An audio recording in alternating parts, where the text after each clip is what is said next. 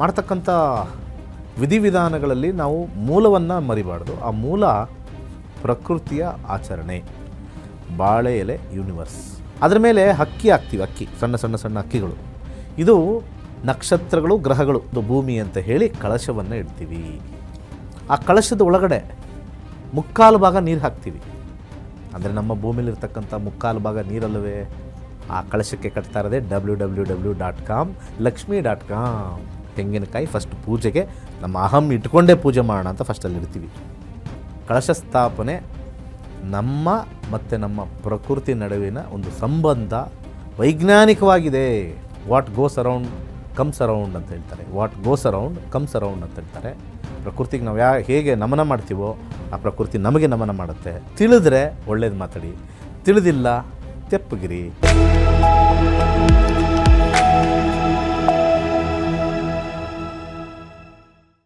ಎಲ್ರಿಗೂ ನಮಸ್ಕಾರ. ನೀವು ನೋಡ್ತಾ ಇದ್ದೀರಾ ಟಿವಿ ವಿಕ್ರಮ ನಕ್ಷತ್ರ ನಾಡಿ ಕಾರ್ಯಕ್ರಮಕ್ಕೆ ಸ್ವಾಗತ. ನಾನು ಮುಮ್ತಾಜ್ ಅಬ್ದುಲ್ ನೆಲೆಡ್ಕ. ಗುರುಜಿ, ಕಾರ್ಯಕ್ರಮಕ್ಕೆ ಆತ್ಮೀಯವಾದಂತಹ ಸ್ವಾಗತ. ಎಲ್ಲರಿಗೂ ನಮಸ್ಕಾರ. ಗುರುಜಿ, ಹಿಂದಿನ ಸಂಚಿಕೆಯಲ್ಲಿ ವರಮಹಾಲಕ್ಷ್ಮಿ ಹಬ್ಬದ ದಿವಸ ಪೂಜೆಯನ್ನು ಮಾಡೋದಕ್ಕೆ ಪ್ರಶಸ್ತವಾದಂತಹ ಸಮಯ ಯಾವುದನ್ನುವಂಥದ್ದನ್ನು ತಿಳಿಸ್ಕೊಟ್ರಿ. ಇವತ್ತು ವರಮಹಾಲಕ್ಷ್ಮಿ ಹಬ್ಬ ಅಂತ ಬಂದಾಗ ಅಲ್ಲಿ ಪ್ರಮುಖವಾಗಿರುವಂಥದ್ದು ಕಳಶ ಸ್ಥಾಪನೆ. ಕಳಶ ಸ್ಥಾಪನೆಯನ್ನ ಮಾಡ್ತೀವಿ, ಆದರೆ ಅದರ ಹಿಂದಿರುವಂತಹ ವೈಜ್ಞಾನಿಕ ಹಿನ್ನೆಲೆ ಏನನ್ನುವಂಥದ್ದು ಬಹಳಷ್ಟು ಮಂದಿಗೆ ಗೊತ್ತಿರಲ್ಲ. ಹಾಗಾಗಿ ಕಳಶ ಸ್ಥಾಪನೆಯನ್ನ ಯಾಕೆ ಮಾಡ್ತೀವಿ? ಖಂಡಿತ ಭಾಳ ಒಳ್ಳೆಯ ಪ್ರಶ್ನೆ. ಎಲ್ಲರೂ ಕೂಡ ವರಮಹಾಲಕ್ಷ್ಮಿಯ ಹಬ್ಬದ ಹಾರ್ದಿಕ ಶುಭಾಶಯಗಳು. ಮೊದಲಿಗೆ ಹಬ್ಬ ಅಂತಂದಾಗ ಎಲ್ಲ ಕಡೆ ಸಂಭ್ರಮ, ಆನಂದ, ಊಟ, ಉಪಚಾರ, ಹೊಸ ಬಟ್ಟೆ, ಎಲ್ಲ ಕಡೆ ಹರ್ಷ.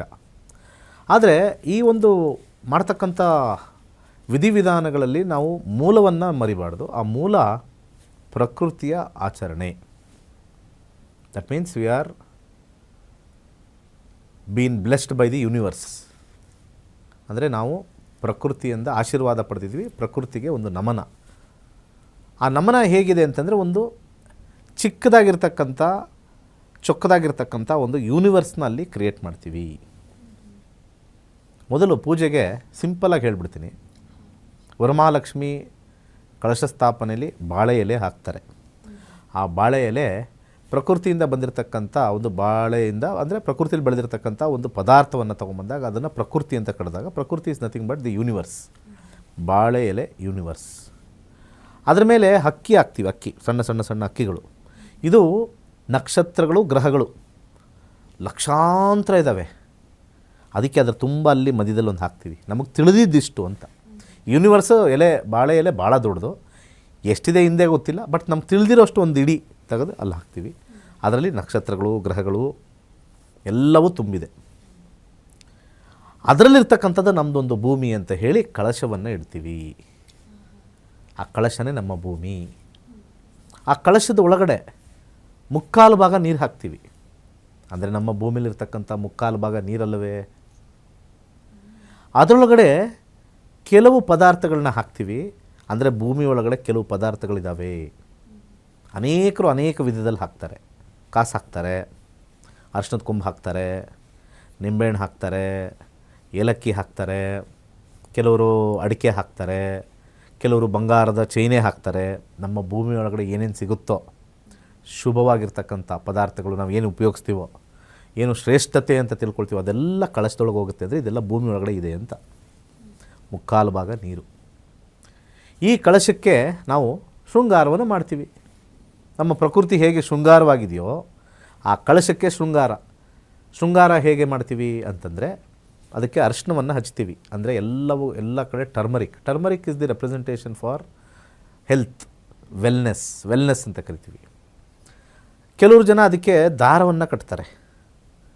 ಇದು ನಮ್ಮ internet www.com world wide website. ಅಂದರೆ ಎಲ್ಲ ಕಡೆ ಇಂಟರ್ವನ್ ಆಗಿದೆ. ನಮಗೆ ಅಮೇರಿಕದಿಂದ ಏನಾದ್ರು ಬೇಕು ಅಂದರೆ ಅಲ್ಲಿಂದ ಇಲ್ಲ ಬಂದು ಮಾಡ್ಕೊಳ್ತೀವಿ, ಇಲ್ಲಿಂದ ಬೇಕು ಅಂದರೆ ಅಲ್ಲಿ ಎಕ್ಸ್ಪೋರ್ಟ್ ಮಾಡ್ತೀವಿ. ಸೌದಿ ಅರೇಬಿಯಿಂದ ಏನಾದ್ರು ಬೇಕು ಅಂದರೆ ಅಲ್ಲಿಂದ ತೈಲ ಆಮದು ಮಾಡ್ಕೊಳ್ತೀವಿ, ಇಲ್ಲಿಂದ ಬೇರೆ ಏನಾದ್ರು ಎಕ್ಸ್ಪೋರ್ಟ್ ಮಾಡ್ತೀವಿ. ಹಾಗೆ ಮಲೇಷ್ಯಾದಿಂದ ಇರ್ಬೋದು, ಜಪಾನಿಂದ ಇರ್ಬೋದು, ಎಲ್ಲ ಕಡೆ ನೆಟ್ವರ್ಕಿಂಗ್. ಸೊ ಭೂಮಿಯಲ್ಲಿ ಒಂದು ಕಡೆ ನಮಗೆ ಎಲ್ಲನೂ ಸಿಗುತ್ತೆ ಅನ್ನೋದಿಲ್ಲ. ಭೂಮಿಯಲ್ಲಿ ಅಲ್ಲಲ್ಲಿ ಲಕ್ಷ್ಮಿಯ ಸಂಕೇತವಾಗಿರ್ತಕ್ಕಂಥ ಪದಾರ್ಥಗಳನ್ನ ಅಲ್ಲಲ್ಲಿಟ್ಟಿದ್ದಾನೆ. ನಾವು ನೆಟ್ವರ್ಕ್ ಮಾಡ್ಕೊಂಡು ಅದನ್ನೆಲ್ಲ ಬಳಸ್ಕೋಬೇಕು ಅಂತ ಹೇಳಿ ನಾವು ದಾರವನ್ನು ಕಟ್ತೀವಲ್ಲ ಎಲ್ಲ ಕಡೆ, ಇಂಟರ್ಲಿಂಕ್, ಅದಕ್ಕೆ ವೆಬ್ ಅಂತ ಕರೀತಾರೆ. ವೆಬ್ ಅಂದರೆ ಗೊತ್ತಲ್ಲ, ಸ್ಪೈಡರ್ ವೆಬ್, ಅದಕ್ಕೆ WWW ಅಂತ ಕರೆಯೋದು, ವರ್ಲ್ಡ್ ವೈಡ್ ವೆಬ್ ಅಂತ ಕರೆಯೋದು. ಆ ಕಳಶಕ್ಕೆ ಕಟ್ತಾ ಇರೋದೇ www.com, ಲಕ್ಷ್ಮಿ.com, www.lakshmi.com ಅಂತ ಈ ಪ್ರೋಗ್ರಾಮ್ ಹೆಸರು ಅಂತ ಇಟ್ಬಿಡ್ಬೇಕು, www.lakshmi.com ಅಂತ. ಅಂದರೆ we are connecting to that world ಅಂತ. ಇದು ನಮ್ಮ ಒಂದು ಭೂಮಂಡಲ ಆಗ್ತಕ್ಕಂಥದ್ದು. ಈ ಭೂಮಂಡಲದಲ್ಲಿ ನಾವಿರ್ತಕ್ಕಂಥ ನಾವು ಇಲ್ಲೆಲ್ಲ ನಾವು ಬದುಕಿರೋದೇ ಪಂಚಭೂತಗಳಿಂದ. ಗಾಳಿ, ನೀರು, ಅಗ್ನಿ, ಹಾಗೆ ಭೂತತ್ವ ನಾವು ಕೂತಿರ್ತಕ್ಕಂಥ ಜಾಗ, ಹಾಗೆ ಜಾಗ ಸ್ಪೇಸ್, ಈಥರ್ ಅಂತ ಕರೀತಾರೆ. So fire, earth, air, water, ether ಪಂಚಭೂತಗಳು. ಇದಿಲ್ಲದೆ ನಾವು ಬದುಕೋಕ್ಕೆ ಆಗಲ್ಲ. ಬರೀ ಭೂಮಿ ಇದ್ದರೆ ಏನು ಮಾಡೋಕ್ಕಾಗತ್ತೆ? ನಾಳೆ ಬರೀ ಭೂಮಿ ಇದೆ, ಅಲ್ಲಿ ಗಾಳಿ ಇಲ್ಲ, ನೀರಿಲ್ಲ ಅಂದರೆ ಏನು ನಾವು ಬದುಕೋಕ್ಕೆ ಆಗಲ್ಲ. ಈ 5 ಎಲಿಮೆಂಟ್ಸ್ನ ನಾವಲ್ಲಿ ಮಾವಿನ ಎಲೆಯಲ್ಲಿ 5 ಇಡ್ತೀವಲ್ಲ, 5 ಇಡ್ತೀವಲ್ಲಿ. ಇದು ಪಂಚಭೂತಗಳ ಒಂದು ಸಾಕ್ಷಿ. ಅದಾದ ನಂತರ ನಮ್ಮ ಮನಸ್ಸಿದೆಯಲ್ಲ, ನಮ್ಮ ಮನಸ್ಸು, ಆ ಮನಸ್ಸೇ ತೆಂಗಿನಕಾಯಿ, ಅದ್ರ ಮೇಲೆ ಇಡ್ತೀವಿ, ಮನಸ್ಸಿನಲ್ಲಿ ಇಡ್ತೀವಿ. ನಮ್ಮ ಮನಸ್ಸು ಒಪ್ಪಲ್ಲ ರೀ, ಅದಕ್ಕೆ ಗಟ್ಟಿ. ಈಗ ನಾನು ಮಾಡ್ತಾರೋ ಪ್ರೋಗ್ರಾಮ್ಗೆ ಬೇಕಾದಷ್ಟು ನೆಗೆಟಿವ್ ಕಮೆಂಟ್ ಮಾಡ್ತಾರೆ. ಏನು ಮಾಡೋದು? ನಾವು ಮನಸ್ಸು ಗಟ್ಟಿ ಮಾಡ್ಕೊಂಡು ಮುಂದೆ ಹೇಳಬೇಕು. ಎಷ್ಟೊಂದು ನೆಗೆಟಿವ್ ಕಮೆಂಟ್ ಮಾಡ್ತಾರೆ. ಅವರವರ ಮನಸ್ಸುಗಳು ಆಯಾ ತೆಂಗಿನಕಾಯಿ ತೋರಿಸುತ್ತೆ.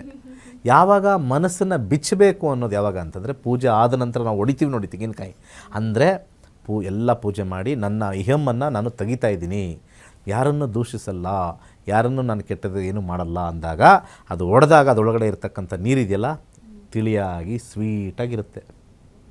ಎಷ್ಟು ಜನ ಹೆಂಗಸರು ತೆಂಗಿನಕಾಯಿ ಹೊಡೆದಾಗ ಹಿಂಗೆ ಬೇಲ್ ಹಾಕ್ಕೊಂಡಿದ್ದಾರೆ ಅಡುಗೆ ಮಾಡ್ಬೇಕಾದ್ರೆ? ಸಾಮಾನ್ಯ ಅಲ್ವಾ? ಹಿಂಗೆ ಹೊಡೆದಾಗ ಸ್ವಲ್ಪ ಚೆಲ್ಲೋಗಿರುತ್ತೆ, ಇನ್ನು ಅಯ್ಯೋ ಮಿಕ್ತಲ್ಲ ಹಿಂಗೆ ಹಾಕ್ಕೊಳ್ಳೋಣ ಅಂದರೆ. ಮನಸ್ಸು ಹಗುರ ಆದಾಗ ಅಲ್ಲಿ ಪನ್ನೀರು ಬರ್ತಕ್ಕಂಥದ್ದು. ಆ ಒಂದು ಪನ್ನೀರು ಒಂದು ತಿಳಿಯಾಗಿರ್ತಕ್ಕಂಥ ಒಂದು ಎಳನೀರಿನ, ಸಿಹಿ ನೀರಿನ ಒಂದು ತತ್ವ. ಸೊ ಯಾವಾಗ ನಾವು ಮನಸ್ಸು ಬಿಚ್ಚಿ ಎಲ್ಲರೂ ಒಂದೇ, ಅವ್ರವ್ರ ಕಾರ್ಯ ಅವ್ರವ್ರು ಮಾಡೋಕ್ಕಿಲ್ಲಿ ಬಂದಿದ್ದಾರೆ, ಯಾರನ್ನು ಕಮೆಂಟ್ ಮಾಡ್ಕೊಂಡು ನಮಗೇನು ಅಂತ ಮುಂದೆ ಹೋಗ್ತಾ ಇದ್ದರೆ, ಆ ತೆಂಗಿನಕಾಯಿ ಒಳಗಿರ್ತಕ್ಕಂಥ ನಿಜವಾದ ಸಿಹಿ ಭಗವಂತ ನಿಮಗೆ ಕೊಡ್ತಾನೆ. ಮುಚ್ಚಿಟ್ಟರೆ ಒಳಗಡೆ ಇರೋ ಸಿಹಿ ಗೊತ್ತಿರಲ್ಲ. ತೆಂಗಿನಕಾಯಿ ಫಸ್ಟ್ ಪೂಜೆಗೆ ನಮ್ಮ ಅಹಂ ಇಟ್ಕೊಂಡೇ ಪೂಜೆ ಮಾಡೋಣ ಅಂತ ಫಸ್ಟಲ್ಲಿ ಇಡ್ತೀವಿ. ಅದರೊಳಗಿರ್ತಕ್ಕಂಥ ಒಂದು ಸಾಂಕೇತಿಕ ಏನು ಅಂತಂದರೆ, ನಾವು ಎಷ್ಟೇ ಅಹಂ ಇದ್ದರೂ ಕೂಡ ನಮ್ಮ ಅಹಂ ಯಾವಾಗಲೂ ಕೂಡ ದೇವರ ಕಡೆ ಇರಬೇಕು, ಮನುಷ್ಯನ ಮೇಲಲ್ಲ. ಏಯ್ ನಾನು ನನ್ನದು ಅನ್ನೋದು, ಏಯ್ ನಮ್ಮ ದೇವರು, ನಮ್ಮ ಇದು, ನಮ್ಮ ಪ್ರಕೃತಿ, ಅಹಂ ಅಲ್ಲಿರಬೇಕು. ಅದಕ್ಕೆ ಅಹಂ ಬ್ರಹ್ಮಾಸ್ಮಿ ಅಂತ ಹೇಳಿರ್ತಕ್ಕಂಥದ್ದು. ಅಹಂ ಬ್ರಹ್ಮಾಸ್ಮಿ. ಅಹಂ ಅಂದರೆ ಆ ಥರ ಅಲ್ಲ, ಅಹಂ ಅಂದರೆ ಮಾತ್ರವಾಗಿರ್ತಕ್ಕಂಥ ಅಹಂ ಬ್ರಹ್ಮಾಸ್ಮಿ. ಆ ತೆಂಗಿನಕಾಯಿ ನಮ್ಮ ಮನಸ್ಸಿನ ಸಾಂಕೇತಿಕವಾಗಿ ಈ ಒಂದು ಪ್ರಕೃತಿಲಿ ಅಡಗಿದೆ. ಅದು ಚೆನ್ನಾಗಿರಲಿ, ಶುಭವಾಗಿರಲಿ ಅಂತ ಅದಕ್ಕೂ ಅರ್ಶಿನ ಹಚ್ತೀವಿ. ಆರೋಗ್ಯವಾಗಿರಬೇಕು, ಅದು ನಮ್ಮ ಕಾಯ. ತೆಂಗಿನಕಾಯಿ ಅನ್ನೋದು ನಮ್ಮ ಕಾಯ, ನಮ್ಮ ದೇಹ ಆರೋಗ್ಯವಾಗಿರಬೇಕು ಅಂತ ಅದಕ್ಕೆ ಅರ್ಶಿನ ಹಚ್ತೀವಿ. ಶೃಂಗಾರ ಮಾಡ್ತೀವಿ, ಅದಕ್ಕೆಲ್ಲ ಕುಂಕುಮ ಇಟ್ಟು, ಅದಕ್ಕೆಲ್ಲ ಆಭರಣ ಹಾಕ್ತೀವಿ, ಹೂವು ಹಾಕ್ತೀವಿ. ಯಾಕೆ ನಾವು ಚೆನ್ನಾಗಿರ್ಬೇಕಲ್ಲ. ಮನುಷ್ಯ ಈಗ ಹೆಣ್ಮಕ್ಳು ಇದು ಬಂಗಾರ ಹಾಕೋತಾರೆ, ಹೂವು ಮುಟ್ಕೋತಾರೆ, ಕುಂಕುಮ ಇಟ್ಕೋತಾರೆ. ಅದು ಆ ಒಂದು ತೆಂಗಿನಕಾಯಿ ಸಾಂಕೇತಿಕ. ಜುಟ್ಟಿರುತ್ತೆ ಕೂದಲಿಗೆ, ಕೇಶಕ್ಕೆ, ಅಲ್ಲಿಗೊಂದು ಹೂವು ಇಡ್ತಾರೆ. ಇದು ಮನುಷ್ಯನ ಒಂದು ಸಾಂಕೇತಿಕ ಭೂಮಿ ಮೇಲೆ ಇರ್ತಕ್ಕಂಥದ್ದು. ಅದರೊಳಗಡೆ ಸ್ವಲ್ಪ ಅಹಂ ಇರ್ತಕ್ಕಂಥದ್ದು, ಅದರೊಳಗಡೆ ತೆಗೆದ್ರೆ ಸಿಹಿಯಾಗಿರ್ತಕ್ಕಂಥದ್ದು. ಅದಕ್ಕೆ ಪೂಜೆ ಆದಮೇಲೆ ಅಹಂ ಹೋಗಬೇಕು ಅನ್ನೋ ಒಂದು ಪ್ರಕೃತಿಯ ಸಂದೇಶದಲ್ಲಿ ಇದು ಬರ್ತಕ್ಕಂಥದ್ದು. ಸೊ ಇದೆಲ್ಲ ನೋಡಿದ್ರೆ ಕಳಶ ಸ್ಥಾಪನೆ ನಮ್ಮ ಮತ್ತು ನಮ್ಮ ಪ್ರಕೃತಿ ನಡುವಿನ ಒಂದು ಸಂಬಂಧ ವೈಜ್ಞಾನಿಕವಾಗಿದೆ. ಯಾರ್ಯಾರು ಜ್ಯೋತಿಷ್ಯನ ವಿಜ್ಞಾನವಾಗಿ ನಂಬಲ್ವೋ, ನಮ್ಮ ಹಬ್ಬಗಳನ್ನು ವಿಜ್ಞಾನ ರೀತಿಯ ನಂಬಲ್ವೋ, ಇದನ್ನು ಒಂದೊಂದೇ ನೀವು ಯೋಚನೆ ಮಾಡಿ. ನಾವು ಪ್ರಕೃತಿಗೆ ಹೋಗಿ ಪೂಜೆ ಮಾಡೋಕ್ಕಾಗಲ್ಲ, ಅಥವಾ ಪ್ರಕೃತಿಗೆ ಹೋಗಿ ನಮನ ಮಾಡೋಕ್ಕಾಗಲ್ಲ. ಆದರೆ ಪ್ರಕೃತಿಯಿಂದ ಕೆಲವು ಪದಾರ್ಥಗಳು ತೊಗೊಂಬಂದು ಅದನ್ನು ಮಿನಿಯೇಚರ್ ಆಗಿಟ್ಟು ಆ ಮಿನಿಯೇಚರ್ಗೆ ನಮ್ಮ ಸಮರ್ಪಣೆ ಮಾಡಿದ್ರೆ ಅದು ಪ್ರಕೃತಿಗೆ ಹೋಗುತ್ತೆ. What goes around comes around ಅಂತ ಹೇಳ್ತಾರೆ. What goes around comes around ಅಂತ ಹೇಳ್ತಾರೆ. ಪ್ರಕೃತಿಗೆ ನಾವು ಹೇಗೆ ನಮನ ಮಾಡ್ತೀವೋ ಆ ಪ್ರಕೃತಿ ನಮಗೆ ನಮನ ಮಾಡುತ್ತೆ. That is the cycle of birth and death. So ಹೀಗೆ ಕಳಶ ಸ್ಥಾಪನೆಯ ಒಂದು ಸಣ್ಣ ವಿಚಾರ ನಿಮಗೆ ತಿಳಿ ಹೇಳಿದ್ದೀನಿ. ಸೊ ಹಬ್ಬ ಚೆನ್ನಾಗಿ ಮಾಡಿ, ಆನಂದದಿಂದಿರಿ. ನಿಮ್ಮ ಮನಸ್ಸಲ್ಲಿರ್ತಕ್ಕಂಥ ಈಗೋನೋ ತೆಗಿರಿ. ನೆಗೆಟಿವ್ ಕಾಮೆಂಟ್ ಹಾಕ್ಕೊಂಡಿದ್ದರೆ ಹಾಕ್ಕೊಳ್ಳಿ, ಅದು ನಿಮ್ಮ ತೆಂಗಿನಕಾಯಿ ತೋರಿಸುತ್ತೆ. ಸೊ ನಮ್ಮ ತೆಂಗಿನಕಾಯಿ ಒಡೆದಿದೆ, ನಾವು ಕಮೆಂಟು ಮಾಡೋದಿಲ್ಲ. ಸೊ ಏನೋ ಹೇಳ್ತಾರಲ್ಲ, ಯಾವುದೋ ಒಂದು ಅಡ್ವರ್ಟೈಸ್ಮೆಂಟ್, ನಿಮ್ಮ ಸಾಬೂನು ನಿಧಾನವಾ ಅಂತ, ನಿಮ್ಮ ತೆಂಗಿನಕಾಯಿ ಇನ್ನೂ ಒಡೆದಿಲ್ವಾ, ಗಟ್ಟಿಯಾಗಿದೆಯಾ, ಗಟ್ಟಿಯಾಗಿಟ್ಕೊಂಡ್ರೆ ಅವ್ರಿಗೆ ನೋವಾಗುತ್ತೆ. ಒಡೆದು ನೋಡಿದಾಗ ಒಳಗಿರ್ತಕ್ಕಂಥ ಒಂದು ಸಿಹಿತನವನ್ನು ಹಂಚಬೇಕು. ನೆಗೆಟಿವ್ ಕಮೆಂಟ್ ಇಲ್ಲಲ್ಲ, ಎಲ್ಲೂ ಮಾಡಬೇಡಿ. ತಿಳಿದ್ರೆ ಒಳ್ಳೇದು ಮಾತಾಡಿ, ತಿಳಿದಿಲ್ಲ ತೆಪ್ಪಗಿರಿ. ಆ ಲಕ್ಷ್ಮಿ ಮತ್ತು ನಾರಾಯಣ ನಿಮಗೆ ಆಶೀರ್ವಾದವನ್ನು ಕೊಟ್ಟು, ಒಳ್ಳೆ ಬುದ್ಧಿ ಕೊಟ್ಟು ಐಶ್ವರ್ಯವನ್ನು ಕಾಪಾಡಲಿ ಅಂತ ಹೇಳಿ ಈ ಮುಖೇನ ಈ ವರಮಹಾಲಕ್ಷ್ಮಿ ಹಬ್ಬದ ಒಂದು ಸಣ್ಣ ವೈಜ್ಞಾನಿಕ ಒಂದು ಹಿನ್ನೆಲೆಯ ಒಂದು ಸಣ್ಣ ವಿಚಾರ ನಿಮಗೆ ಸಾದರಪಡಿಸಿದ್ದೀನಿ. ಒಳ್ಳೆಯದಾಗಲಿ. ಧನ್ಯವಾದಗಳು ಗುರುಜಿ. ನಿಜವಾಗ್ಲೂ ಕಳಶ ಸ್ಥಾಪನೆಯ ಹಿಂದೆ ಪ್ರತಿಯೊಂದಕ್ಕೂ ಕೂಡ ಒಂದು ಪ್ರಾಮುಖ್ಯತೆ ಇದೆ ಅನ್ನುವಂಥದ್ದನ್ನು ಗೊತ್ತಿರಲಿಲ್ಲ. ಬಹಳ ಅದ್ಭುತವಾಗಿ ತಿಳಿಸ್ಕೊಟ್ಟಿದ್ದೀರಾ ಗುರುಜಿ, ಧನ್ಯವಾದಗಳು. ಸೊ ನೋಡಿದ್ರಲ್ವಾ, ಕಳಶ ಸ್ಥಾಪನೆ ಮಾಡೋದು ಪ್ರತಿಯೊಬ್ಬರಿಗೂ ಗೊತ್ತು, ಆದರೆ ಅದರಲ್ಲಿ ಪ್ರತಿಯೊಂದು ಕೂಡ ಯಾವುದನ್ನು ಸಂಕೇತಿಸುತ್ತೆ, ಯಾಕಾಗಿ ನಾವು ಅದನ್ನು ಇಡ್ತೀವಿ, ಯಾಕೆ ಪೂಜೆ ಮಾಡ್ತೀವಿ, ಇವೆಲ್ಲವನ್ನು ಬಹಳ ಅದ್ಭುತವಾಗಿ ತಿಳಿಸ್ಕೊಟ್ಟಿದ್ದಾರೆ.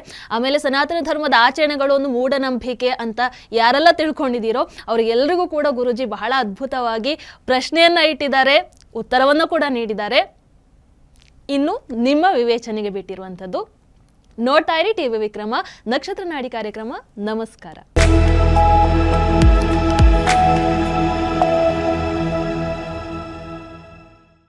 ನಮಸ್ಕಾರ.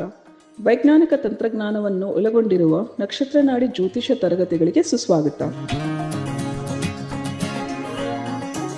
ಈ ತರಗತಿಗಳಲ್ಲಿ ಗುರುಜಿಯವರು ಕಲಿಸಿಕೊಡಲಿರುವ ವಿಚಾರಗಳೇನೆಂದರೆ, ನಮ್ಮ ಬ್ರಹ್ಮಾಂಡದ ಸೃಷ್ಟಿ, ವಿಷ್ಣುವಿನ ದಶಾವತಾರಗಳಲ್ಲಿ ವೈಜ್ಞಾನಿಕ ಆಧಾರ, 4 ಯುಗಗಳು, ಉತ್ತರ ಧ್ರುವದ ಪ್ರಾಮುಖ್ಯತೆ, ನಕ್ಷತ್ರಗಳು, ರಾಶಿಗಳು, ರಾಹು ಮತ್ತು ಕೇತು ಪುರಾಣ, ರಾಶಿ ಚಕ್ರದಲ್ಲಿ 27 ನಕ್ಷತ್ರಗಳ ಸ್ಥಾನ, ರಾಶಿ ಚಕ್ರದ ಡಿಗ್ರಿ ಲೆಕ್ಕಾಚಾರ, ನಕ್ಷತ್ರದ 108 ಪಾದಗಳು, ದಶಾ ಲೆಕ್ಕಾಚಾರ, ರಾಶಿ ಚಕ್ರದ ಗುಣಲಕ್ಷಣಗಳು, ಲಗ್ನದ ಪ್ರಾಮುಖ್ಯತೆ, ಲಗ್ನ ಲೆಕ್ಕಾಚಾರ, ದಿನದಲ್ಲಿ ಲಗ್ನವನ್ನು ಕಂಡುಹಿಡಿಯುವ ಸರಳ ಲೆಕ್ಕಾಚಾರ, ಲಗ್ನದಿಂದ ವಿವಿಧ ಮನೆಗಳಿನ ಗ್ರಹಗಳು, ನಕ್ಷತ್ರ ನಾಡಿ ತತ್ವಗಳು, ಗ್ರಹಾಧಿಪತಿ, ನಕ್ಷತ್ರಾಧಿಪತಿ, ಉಪನಕ್ಷತ್ರಾಧಿಪತಿ ಲೆಕ್ಕಾಚಾರ, ಪ್ರಶ್ನಾಶಾಸ್ತ್ರದ 249 ವಿಭಾಗಗಳ ಲೆಕ್ಕಾಚಾರ, ವಿಶ್ಲೇಷಣೆಯಲ್ಲಿ ದಶ, ಭುಕ್ತಿ, ಅಂತರ್ಭುಕ್ತಿಯ ಅರ್ಥ, ಜಾತಕದಲ್ಲಿ ಶಿಕ್ಷಣಕ್ಕೆ ಆಯ್ದುಕೊಳ್ಳಬಹುದಾದ ಕೋರ್ಸ್, ಉದ್ಯೋಗ ಅಥವಾ ವ್ಯವಹಾರದಲ್ಲಿ ಕ್ಷೇತ್ರದ ಆಯ್ಕೆ, ಯಶಸ್ಸಿನ ಲೆಕ್ಕಾಚಾರ, ಮದುವೆ ವಿಚಾರದಲ್ಲಿ ಸಂಯೋಗಗಳು, ತೊಂದರೆಗಳು, ಸಂತಾನದಲ್ಲಿ ತೊಂದರೆಗಳು, ವಿಳಂಬವಾಗುವುದು, ಆಸ್ತಿ ಅಥವಾ ವಾಹನ ಖರೀದಿಯಲ್ಲಿ ಸಮಯವನ್ನು ತಿಳಿಯುವುದು, ಆರೋಗ್ಯ ವಿಚಾರಗಳಲ್ಲಿ ಶುಭ ಅಶುಭ ಸಮಯದ ಲೆಕ್ಕಾಚಾರ, ಆರೋಗ್ಯ ಸಮಸ್ಯೆಗಳು ಉಂಟಾಗುವ ಸಮಯ ಮುಂತಾದ ವಿಚಾರಗಳ 3 ಹಂತದಲ್ಲಿ ಶುಭ ಅಶುಭ ಸಂಯೋಗಗಳ ವಿಭಜನೆ, ಪವರ್ ಪೊಸಿಷನ್, ಪುಷ್ ಪುಲ್ ಸಿದ್ಧಾಂತ, ಗೋಚಾರದ ವಿಶ್ಲೇಷಣೆ, ಆಯ್ದ ಸೆಲೆಬ್ರಿಟಿ ಜಾತಕಗಳ ವಿಶ್ಲೇಷಣೆ, ಪರಿಹಾರಗಳು, ರತ್ನಗಳು, ರುದ್ರಾಕ್ಷಿ, ಮಂತ್ರ, ಕಲರ್ ಥೆರಪಿ, ದಾನದ ಪರಿಕಲ್ಪನೆ, ಇನ್ನು ಅನೇಕ ವಿಚಾರಗಳ ಬಗ್ಗೆ ಅತ್ಯಂತ ಸರಳವಾಗಿ ಗುರುಜಿಯವರು ತರಗತಿಯಲ್ಲಿ ತಿಳಿಸಿಕೊಡುತ್ತಿದ್ದಾರೆ. ಈ ತರಗತಿ ಜೊತೆಗೆ ಅತ್ಯಾಧುನಿಕ ತಂತ್ರಜ್ಞಾನದಿಂದ ಬಳಕೆಯಲ್ಲಿರುವ ಗೋಲ್ಡ್ ಟ್ರೀ ಆಸ್ಟ್ರೋ ಆ್ಯಪ್ ಮೂಲಕ ಜಾತಕವನ್ನು ಪರಿಶೀಲಿಸುವ ಸುಲಭವಾದ ತಂತ್ರಗಳು ಗುರುಜಿಯವರು ತಿಳಿಸಿಕೊಡುತ್ತಾರೆ. ಜೀವನಕ್ಕೆ ಅಗತ್ಯವಾಗಿರುವ ವಿಚಾರಗಳನ್ನು ತಿಳಿಯಲು ಇಂದೇ ನಕ್ಷತ್ರ ನಾಡಿ ತರಗತಿಯನ್ನು ಸೇರಿ. ನಿಮ್ಮ ಜೀವನದ ವಿಚಾರಗಳಿಗೆ ಮಾರ್ಗದರ್ಶಿಯಾಗಿರುವ ಜ್ಯೋತಿಷ್ಯವನ್ನು ಅಳವಡಿಸಿಕೊಳ್ಳಿ. ಹೆಚ್ಚಿನ ಮಾಹಿತಿಗೆ ಇಂದೇ ನಮ್ಮ ನಕ್ಷತ್ರ ನಾಡಿಯನ್ನು ಸಂಪರ್ಕಿಸಿ. ಧನ್ಯವಾದಗಳು.